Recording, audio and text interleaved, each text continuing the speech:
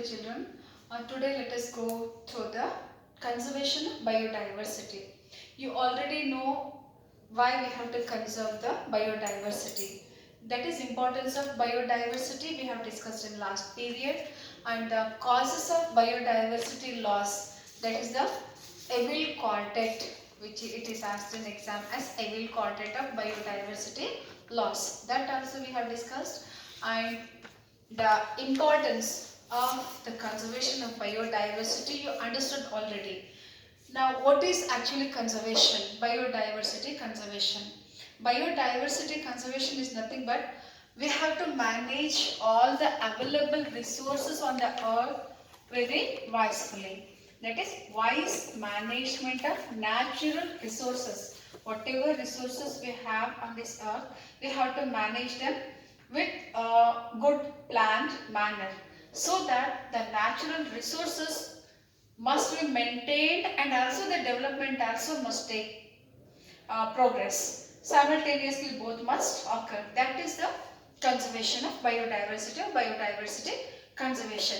By definition you can write like this, that the conservation is wise management of biosphere for the benefit of all life.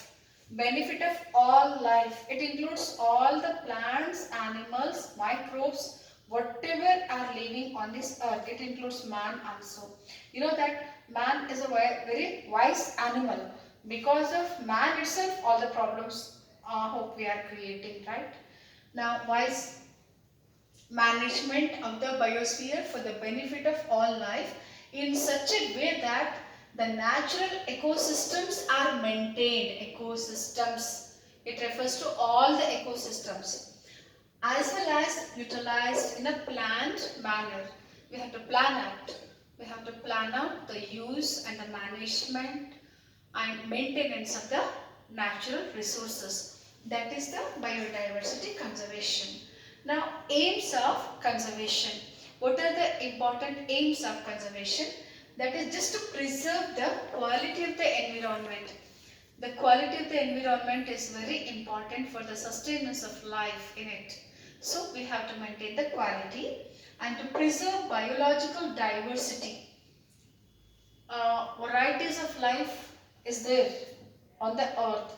All those life will play one or the other important role in maintenance of ecosystem balance.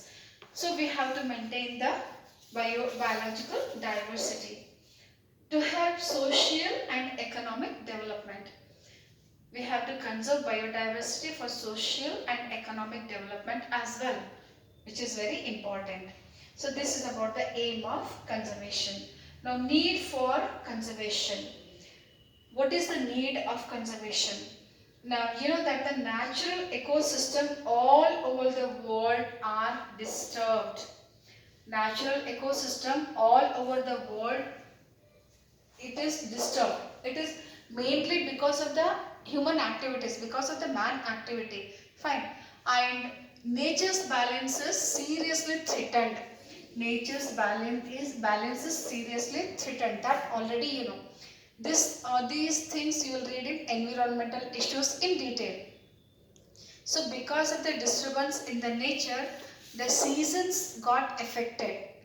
Unusual things are going to happen, like flood we'll get global warming you will get, and you have heard about the ozone hole.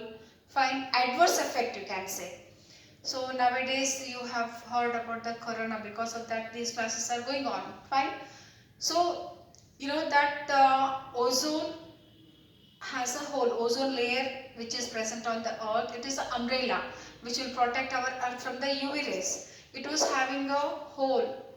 Fine. So that hole got healed because of the corona. Pollution was reduced, and of course it has got some of the beneficial effect which you have come across in the news. Fine. Let us not bother about that. Now let us go for the biodiversity conservation types or strategies for biodiversity conservation. So there are mainly two types of biodiversity conservation: in situ conservation and ex situ conservation. In situ conservation. Here in this method, The species diversity is conserved in its natural habitat. Along with the habitat, the species are also conserved as it is. So such a kind of conservation is called in situ conservation. That is, in its natural condition as it is, the diversity is conserved along with its habitat. Fine. So that is in situ conservation.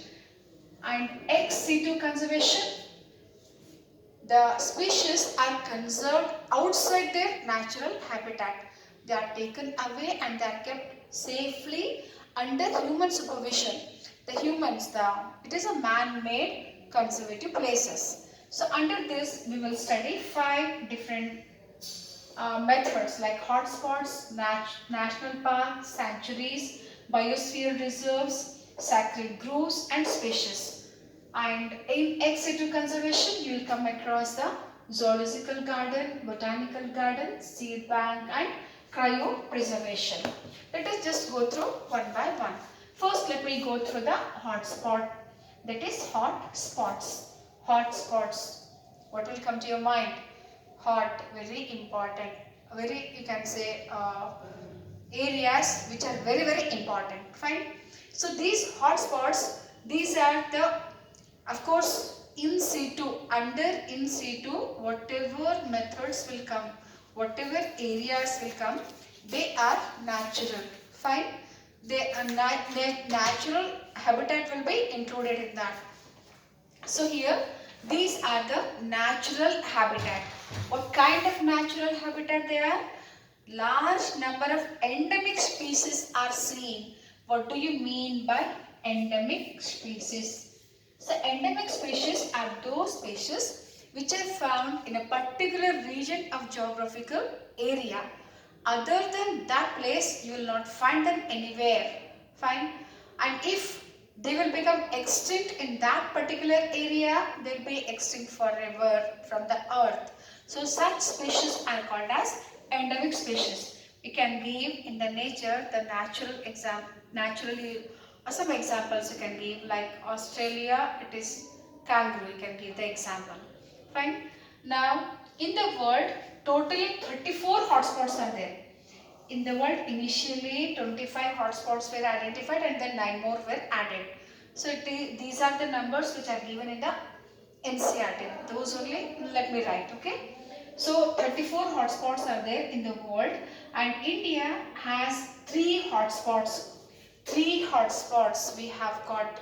We must feel proud that we have got 3 hotspots. When you see the area wise, we will rank 7. Fine? So we have got 3 hotspots. Let us see what hotspots they are.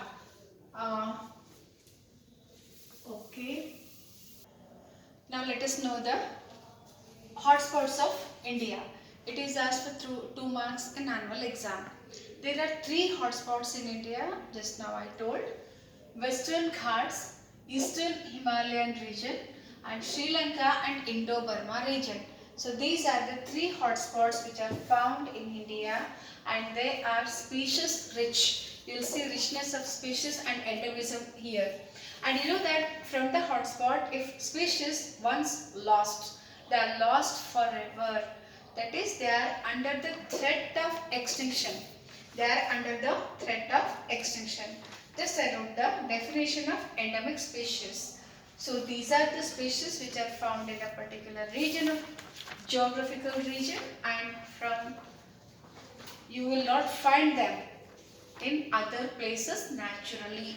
That is the endemic species. Now the eastern Himalayas are called as cradle of speciation.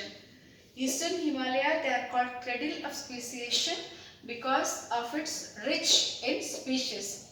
And you know the endemic regions are totally they are isolated areas.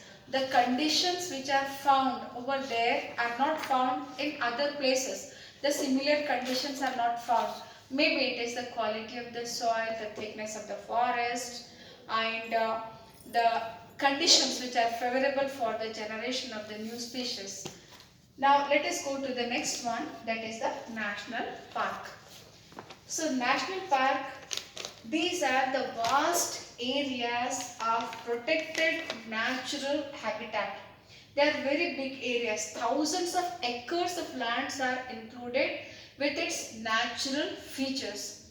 Whatever geographical features will be there, like valleys, mountains, rivers, ponds, whatever, they are kept as it is. They are conserved as it is without disturbing them. Along with those features, the organisms are also protected. So that is the national park. And in these regions, no human activities are allowed. The human activities may be anything. Collection of the timber, fruits, some religious performance. All those things are not allowed in the national park. And mainly these are controlled by the government. These are controlled by the government, and national parks are established by the effort of IUNC and WWF. IUNC expansion is International Union for Conservation of Nature and Natural Resources. This you have to remember, the expansion or the expanded form of IUNC. And WWF, you are very much familiar with this, that is World Wildlife Fund for Nature, of nature you can say, for the for the purpose of protecting the nature. These two organizations are built up. Fine. And next one is the sanctuaries. Sanctuaries comes next to the national park, and they are smaller than the national park. I told thousands of acres land will be included in the national park. So here less smaller areas will be included. Along with the natural features, the land is protected with the species. And here human activities are allowed. So little human activities are allowed. You can take to certain extent, like the dried dried woods can be collected for the fuel, fruits can be collected, and some of the religious performance can be allowed. And here the timber collection is also permitted. So little human activities are permitted around the boundaries, you can say. Fine. And some of the sanctuaries which are familiar with us, I wrote few, you can remember many. So Annamalai Sanctuary of Andhra Pradesh, Kaziranga Sanctuary of Assam, Ranganathitu of Mysore, and Bharatpur of Rajasthan. Just few examples I have cited here. Now let us go to the next one, biosphere reserves. Fine. Now next let us go to the biosphere reserves. Biosphere reserves, these are larger areas, larger than the national parks and the sanctuaries. This biosphere itself, it include maybe many national parks and the sanctuaries. These are the larger undisturbed areas where the wildlife is protected in its natural habitat. So here, of course, as it is in situ, the wildlife is protected in its natural habitat, and it is undisturbed in the nature. Whatever features are there, they are protected as it is. So it is an international program. It is an international level program. Imagine, I told national park, it is a national level program. Fine, managed by the government. So Biosphere Reserve, it is an international program set up under the guidelines of MAB, that is Man and Biosphere Program. It is mainly created for creating awareness and boosting up the conservation program throughout the world. That is the Biosphere Reserve. What are biosphere reserves? These are larger, undisturbed natural habitats which are conserved as it is. Fine. And it may include one or two national parks and sanctuaries. And it is constructed, the guidelines are given by MAB, that is Man and Biosphere Program. So this association, MAB, it mainly constructed to create awareness among the people about the biodiversity, and also for the boosting up of conservation program throughout the world. At the world level, this will work. That is about the biosphere reserves. And next is the sacred groves and species. Sacred groves, These are the traditionally conserved patches of forest. Grove, a patch of forest which is protected in the name of local deities. Fine, that is called a sacred grove. By definition, you can write sacred groves. These are traditionally conserved patches of forest which are dedicated to local deity. Few examples you have to remember, like Aravalli Hills of Rajasthan, Bastar, Sarguja, Chanda. These are present in Madhya Pradesh. Western Ghats, you have studied about the Western Ghat. It is one of the hotspots of India. And it is found in Karnataka and Maharashtra region. Khasi Hills and Jantia. It is found in Meghalaya. These are the sacred groves. Sacred species. Sacred species, these are traditionally conserved species, maybe plants or animals, which are of religious or cultural importance. Fine. So sacred species, these are the species which are conserved traditionally. They are conserved traditionally, and they are of important in certain regions, you can say, or in culture. They have a cultural importance. So, for example, you can say Tulsi, Neem, Parijata, Mandar Pushpa. These plants, these flowers we will offer to the gods and goddesses during puja and vritas. According to the Indian Forest, Karnataka Forest Department, 19 vritas, when you take into consideration, they need some 100 plant species to complete the vritas. And for particular pujas or the vritas, particular flowers are taken. So it is believed, it is, cultivated like that only traditionally in our culture. So that is about the sacred species. And in the animals also, many animals are sacred, like cow and the cobra. That cow, in Indian culture it is worshipped. We think that in the cow's body the gods and goddesses will stay, they reside, and every part of the cow is worshipped. And the importance of gomudra and the cow dung and the milk. Fine. And cobra, it is also worshipped, even though it is poisonous, but it is worshipped in our region. And apart from this, many animals are there which are considered as vahana of the gods, like the Varaha is a Vishnu's vehicle. Vahana, what you say, like that you will see many such kinds. They are all conserved, they are all preserved in the name of God, in the sense they are not harmed by the human beings, thinking that they belong to the gods and goddesses. Fine. In this way, the sacred groves and the sacred species are conserved, and that the animals will not harm us unless we harm them. Fine. If they feel that we are harming them, then only they will attack on us. Okay. So this is about the in situ conservation. Till now, what we have discussed. Now let us go to the ex situ conservation. Well, let us just know the definition of in situ conservation. I did not write it. I told, but I did not write. So, in situ conservation, it is the conservation of plants and animals in their natural habitats by protecting total ecosystem. Fine, I told with the features, okay? So, it is the conservation of plants and animals in their natural habitat by protecting total ecosystem. And ex situ conservation. Definitions you have to know.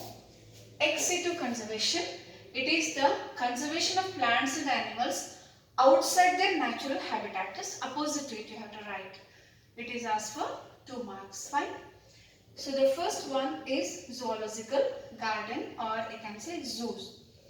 So zoo, it is a place where wild animals are kept in captivity under human supervision. They are kept in captivity under human supervision. So usually in some of the zoos, what will be done? Some area is left for those animals, and the natural features are created artificially so that the animal must feel comfortable for feeding, you can say, for mating, you can say, fine. And it is also provided an artificial shelter for its living. And here in the zoos and botanical garden, the visitors can visit. It is, you can say that it is for recreation also. The visitors can visit or the students can visit for the study purpose. And here the research work is also allowed. Fine, we can't go into the forest, we can't see the animals naturally because they are wild. But here in the zoos we can see them. So that is about the zoological park and botanical garden. So here some endangered plants or the plants which are threatened are protected, grown and taken care. And these botanical gardens are also used for the study purpose. Fine. Usually in the botanical garden the labels will be kept. A board will be kept with the name, the scientific name and the place where they are found or place from where it is brought. Like that information will be provided in the gardens. That is the botanical garden. And next is the seed bank. So seed bank, it is a place of conservation of germplasm. So here some of the endangered seed species are conserved at minus 20 degrees Celsius. You know that seeds are in dormant condition. In the dormant condition, they are protected in seed bank. And next comes the cryopreservation. Cryopreservation, it is a place where cells or the whole tissues are protected in liquid nitrogen at minus 196 degrees Celsius. Here the things are protected as it is, and whenever there is a need, they are taken back, and through special technique these cells or tissues are treated just to grow the similar kinds of species. That is the cryopreservation. And here the preservation will be done for indefinite period of time. Fine. That is about the cryopreservation. Wildlife safari. So these wildlife safaris are same as that of the national parks, smaller areas. Fine. They are having the natural habitat, and here the man can enter in a protected vehicles and observe the animals in their natural habitat. It can be used for recreation and the study purpose. Fine. That is the wildlife safari. And we have to remember the two historic conventions. So one, just I wrote here, the Earth Summit, which was held at 1992 at Brazil in Rio de Janeiro, right? Janeiro, it depends on your pronunciation, Rio de Janeiro, fine. So here the main intention of this summit, when it called all the nations, just to take the appropriate measures for conservation of biodiversity and sustainable utilization of its benefits, just to conserve the biodiversity. It called all the nations have participated in this convention, that is Earth Summit, fine. And its main aim was to conserve the biodiversity and also the sustainable utilization of its benefit. For that, this summit was held in 1992 at Rio de Janeiro. Let us see the another one. So the second convention is the World Summit, which is held at Johannesburg of South Africa. So here in this convention, 190 countries pledged to reduce the current rate of biodiversity loss. So this we have to remember. Now, hope you have understood the topic. Now let us go to the annually asked questions. Some of the questions usually I will write. So let us go through them. Introduction of some alien species causes biodiversity loss. Justify the statement with an example. You have to give example and explain. Water secret grows, give example. List out any two effects of loss of biodiversity. And what is endemism? And mention the evil quartet of biodiversity loss. You have to mention the causes of biodiversity loss. Might be during theory I did not use the term evil quartet. It is called evil because of the risk it poses on the nature. Next, write two examples for the loss of biodiversity due to alien species invasion. Similar, it is a repeated question of the previous one in different way. How does fragmentation of large population due to human activities led to human decline? Sorry, population decline. Let me read once again. How does fragmentation of large population due to human activities led to population decline? Define biodiversity. Write any two types of biodiversity. Define reforestation. Next one is the name any four recent extinct organism as per IUCN Red List. Then what is ex situ conservation? Write example. Let us see some more questions. Now next question is mention biodiversity hotspots in India. It is asked in annual exam for 2 marks. Which is the fish caught in South Africa in 1938 and which was thought to be extinct? It is the coelacanthine. That fish was thought extinct but it was found later. Name any two species which have become extinct due to over exploitation. Next question is, among vertebrates, which group of animals has the highest number of global biodiversity? These are the questions which are asked in annual exam right from 2014 I wrote, right? So hope children you understood this topic. Do well, okay?